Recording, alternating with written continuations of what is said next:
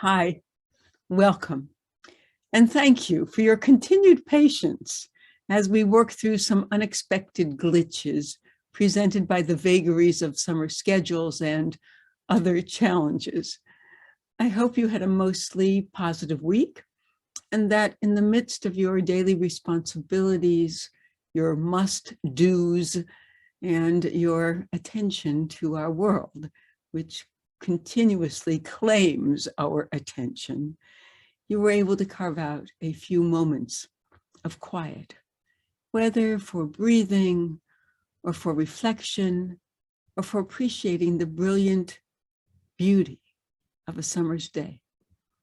I believe that such moments are important and may be becoming even more so as major issues of our time inevitably affect our lives in very real, tangible ways. So before we proceed, let us take our first break to breathe. Let us find our comfortable meditative postures. I always go to my standby, which is sitting attentively, hopefully with some sense of ease, and to lay my hands and wrists in my lap upturned, feet firmly planted on the ground.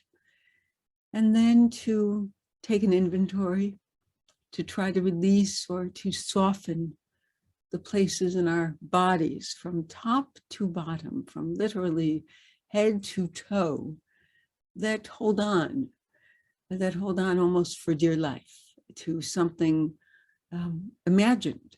I am not quite sure what that is, but I suspect it's something that feels secure, that feels in control. But it gets all wound up in stresses and tensions and anxiety. So let us take that inventory. I always like to do so with my eyes gently closed, or we might soften our gaze on something indeterminate in the near distance. And we start and just soften, even mentally, the tops of our heads, our scalps. You might even try to kind of wiggle them around, wiggle our scalps at the tops of our heads. Wiggle our ears. Soften our jaws. Soften our tongues and our necks, so that we might be able to give them a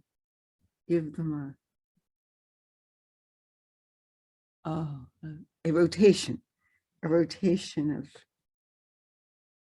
in my neck, creaks and funny noises, I suppose. Excuse me 1 minute, I don't want this to disturb us. And our shoulders, we might soften them or purposefully tense them I pull them up around our ears so that we can then just let go. It's a good feeling. And we move to our shoulders. Can rotate our shoulders one direction, the other. Our upper arms, our elbows, our lower arms. We can just kind of twirl our wrists and hands. Our fingers take a lot of tension, I think. Just shake them out a bit, let them rest. And then internally, we go back to our softened tongues and feel a continued release down our necks into our diaphragm, our lungs, our diaphragms, our tummies. Just soften them. Not hold them in so tightly. Just let them go, our tummies. And then we can again think about softening hips and thighs and knees, shaking our legs maybe back and forth a bit, lifting our feet off the ground to twirl our ankles and wiggle our toes. I love the image of digging our toes into sand, especially during the summer months. Actually, it might be a wonderful image during the winter months. And once we've found all those held places and released them or softened them, let us take a breath, an intentionally focused breath, and feel it filling up all those now released places so that it goes further than usual. This is not a shallow breath. This is a deep, full,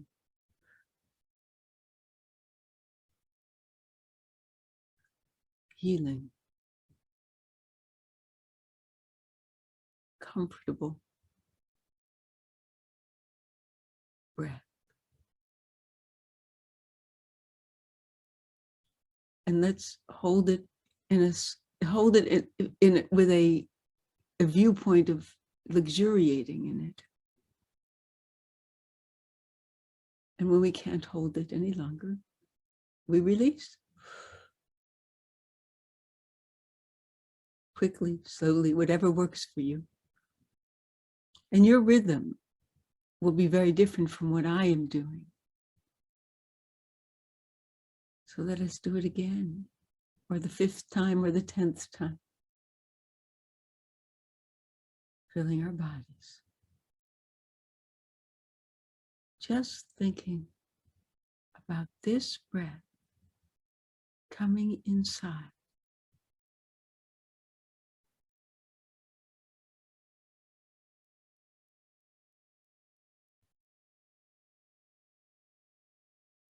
And filling us up.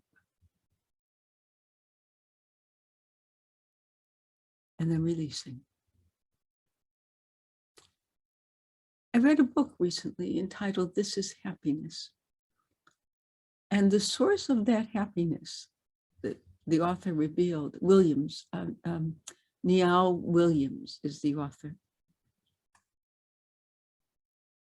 It's an Irish story. And it's beautifully told. At any rate, at one point he acknowledges, the title comes into the text of the book, "This is Happiness," meaning just that particular moment that I believe the author was with his grandfather or dear friend, whatever it was. It was simple. It was simple. It was homey. It was human. And it was just that moment. And I thought, this is the goal of meditation, to be able to live in every single moment, fully, completely, totally engaged.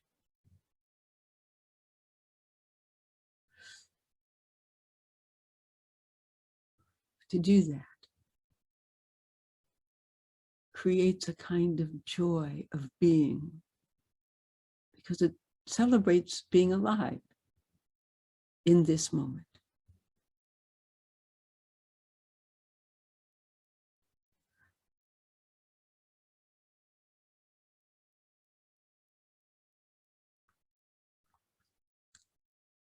This week, on a single day, I was reminded of 2 well-known sayings. The first saying was quoted at the end of a meeting when one of the committee members started to anticipate and talk about preparing for things that might go wrong in a process we all hoped and believed would go well. Another member of the committee tried to calm her with a famous quote from Mark Twain.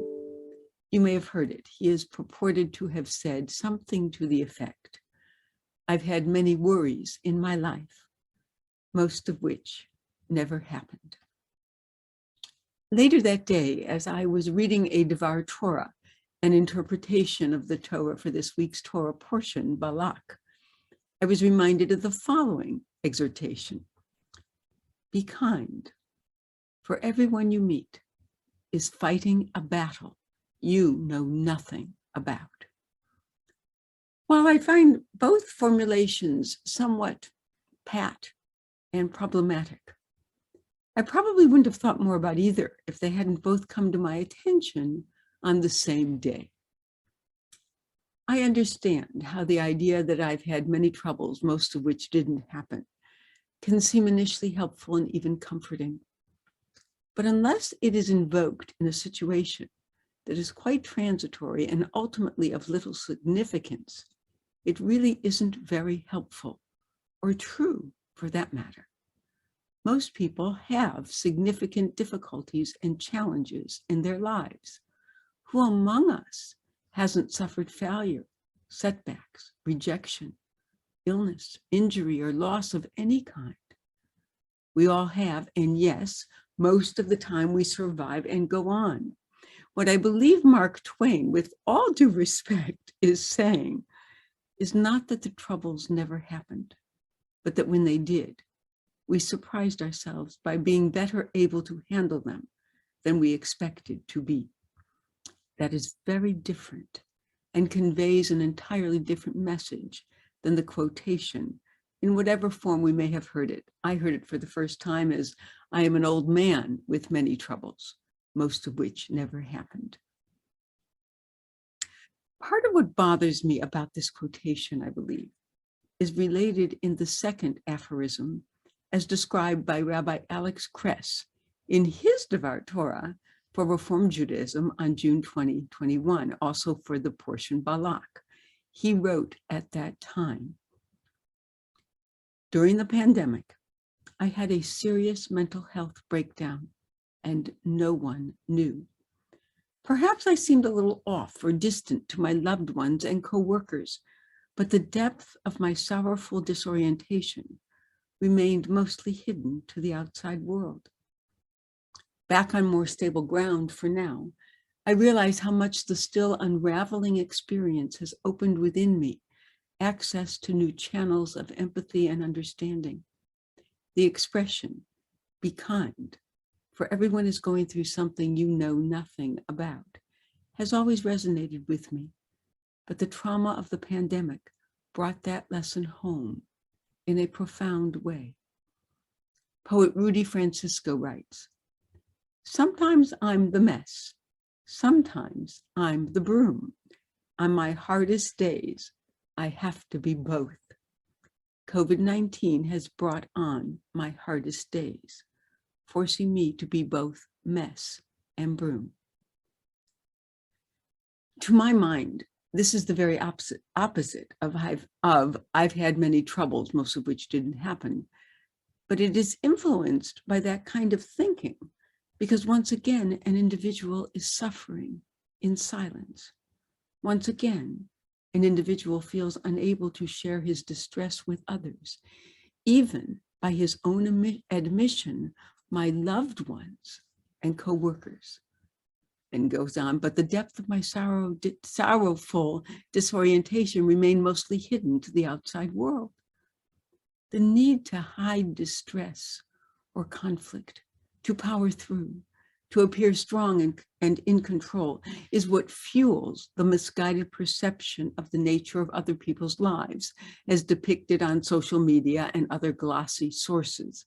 None of us can know the battles another is fighting, and that is an important principle of living. But I am not sure it should be used as motivation to be kind. It seems to me that we should be kind because that is what it means to be a human being. But perhaps I am being too literal, and that is what the maxim is saying. The other quote is also saying something about being human, but I believe it feeds into that unrealistic perception of everyone else's highly competent, well-organized, untroubled, neatly dispatched, and easily resolved lives, that we are ultimately able to solve, sustain, or otherwise deal with most challenges does not diminish their seriousness when they occur. In fact, we have millions of people in this country, including an increasing population of at-risk teenagers who are in serious emotional pain that cannot be seen and erupts in powerful and often destructive ways. At any rate, all of this is by way of addressing the central topic of Rabbi Kress's Dvar Torah, which is another subject that came up for me this week, our tendency to make judgments based on the surface appearance of things and not on any substantial understanding of the facts or the issues that we are judging. It is another timely lesson from our most ancient and seemingly most contemporary source of wisdom. The story of this week's Torah portion, is one of the oddest in the whole of the Torah. If you remember anything of this section, it is most likely the talking donkey, the talking donkey. In brief, the Moabite king, Balak, hires a non-Israelite prophet of sorts, Balaam, to curse the Israelites, whom he sees as a threat and an enemy. As Balaam sets out to fulfill his mission of cursing Israel, God becomes angry with him for doing so, and 3 times sends an angel to block his way. 3 times Balaam does not see or intuit the angel's presence, but his donkey does and stops, swerves around, squeezes against a wall, and finally lays down with Balaam on his back to avoid the angel.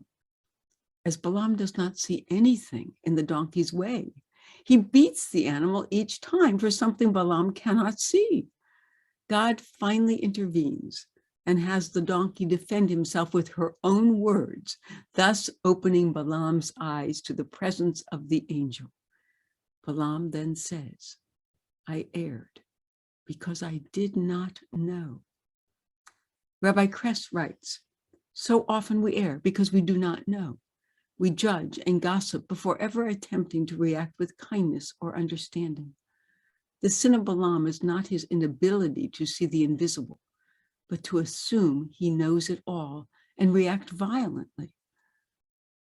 When we pretend to know the inner workings of others, we assume to know the intricacies of God's creatures, setting ourselves up to have to confess, I erred because I did not know. Instead, we must recognize our agency in every situation and the harm that can be inflicted by claiming ignorance after acting carelessly. All of us have played both the role of Balaam and the role of the donkey. Like Balaam, we are all guilty of doing something harmful because we did not know or understand the situation or consequences. We judge based on perfect Instagram feeds instead of recognizing the inherent messiness of human life. Other times, we are like the donkey, dealing with something no one else can see or understand, and often receiving harsh judgment in return. When we truly understand that life is always more complicated than what most people publicly project, we begin to recognize the value and impact of acting thoughtfully and compassionately in the first instance of every action and interaction. No one on the outside can understand the vulnerabilities we do not see. We make assumptions about other people when we are able to see and understand just a fraction of their experiences. The private stressors and traumas we carry affect us profoundly, and we almost learn to replace our reflex to judge with a reflex to show compassion. I just returned from Minneapolis, where I had a brief conversation with my daughter about how we teach acceptance and a non-judgmental approach to others. It impresses me how intentional she and her husband are about teaching their children attitudes and behaviors. While I cannot describe exactly what she said about allowing children to form their own opinions, I expressed my inability to understand how, as a parent, she could not teach certain judgments about things. Her response was, "We say, in our family, we do such and such." But I replied, "Aren't there things that you want to teach are just wrong?" "In our family," she continued. "But what about actions that are illegal?" Again, she replied, "They say, in our family, we understand that such and such is wrong or against the law." But she kept insisting that to impose other standards is to teach a child to be judgmental. Quite frankly, I am struggling with this. And she would say, "That's because I'm judgmental." She is not here to present her point of view, and I am not yet familiar enough with it to represent her appropriately. I do recognize that I hold certain judgments and that it is very easy to jump to conclusions based on a minimum of information. I also frequently realize that a hastily formed opinion was just plain wrong. It is a worthy goal to react with compassion and kindness, and to allow situations and people to unfold without imposing our limiting view, either expressed or kept to ourselves.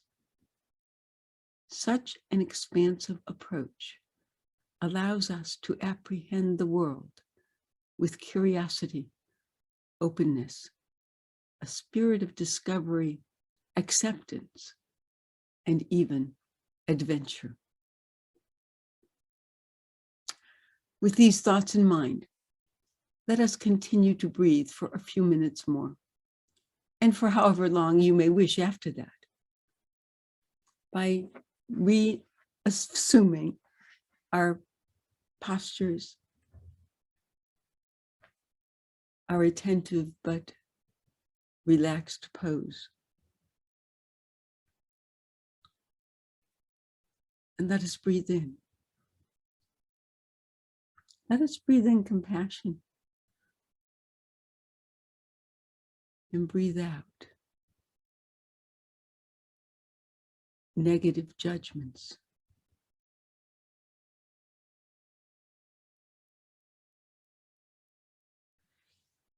Let us breathe in kindness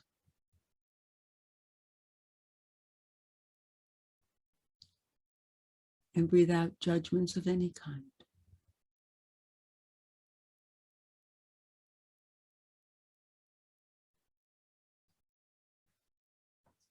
Let us breathe in acceptance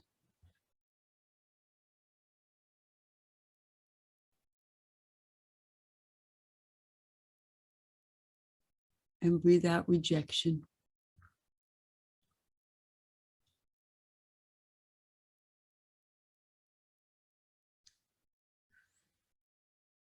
Let us breathe in curiosity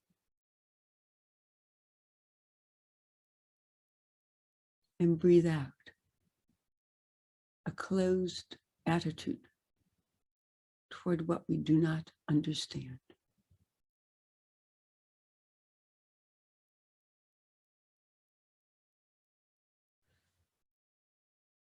Let us breathe in the possibilities of this moment.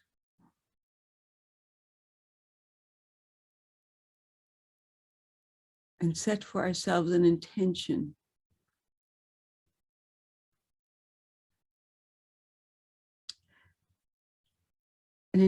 for this week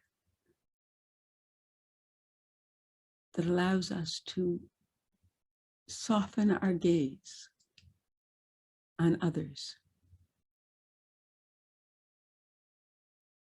and allow ourselves to imagine when we are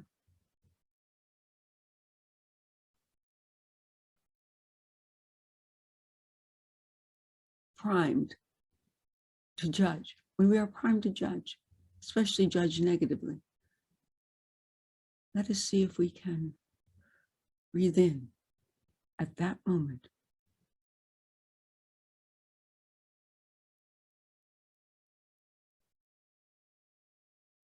an air of curiosity, an air of what if that person is feeling such and such,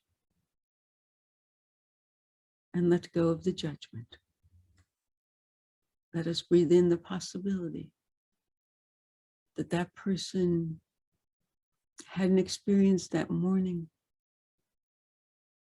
or the night before, or is currently in pain,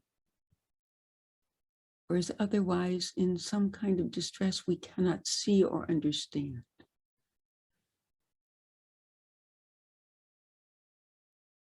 And embrace the moment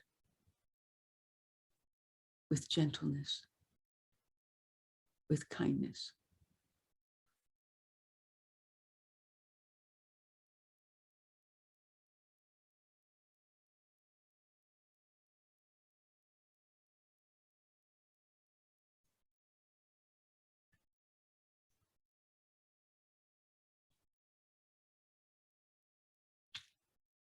There are many ways of responding. I think frequently we have a knee-jerk reaction of, I know what this is all about, I don't like it.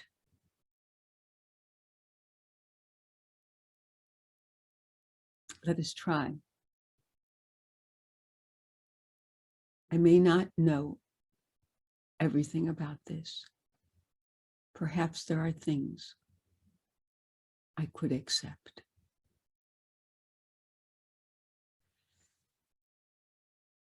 It's a tall order. By way of conclusion,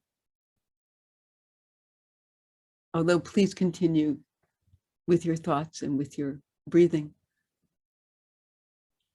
and perhaps as inspiration for the days ahead, I share with you this poem by Maya Angelou. It is entitled Human Family.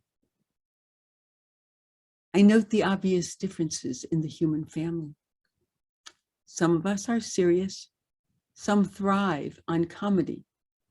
Some declare their lives are lived as true profundity, and others claim they really live the real reality.